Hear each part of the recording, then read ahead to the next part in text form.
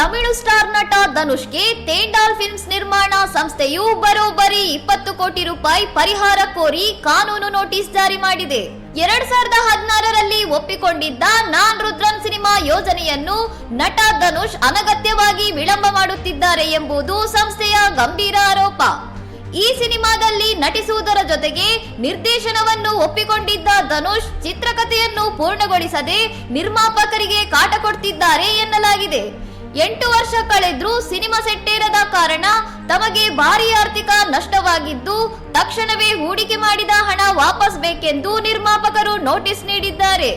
ಒಂದು ವೇಳೆ ನಿಗದಿತ ಸಮಯದಲ್ಲಿ ಹಣ ನೀಡದಿದ್ರೆ ಮುಂದಿನ ಕಾನೂನು ಕ್ರಮ ಎದುರಿಸಬೇಕಾಗುತ್ತೆ ಎಂಬ ಎಚ್ಚರಿಕೆ ಈಗ ಧನುಷ್ ಅಭಿಮಾನಿಗಳಲ್ಲಿ ಆತಂಕ ಮೂಡಿಸಿದೆ. ಇನ್ನಷ್ಟು ಸುದ್ದಿಗಳಿಗಾಗಿ ನೋಡ್ತಾ ಇರಿ ಸೌರಂ ಟಿವಿ.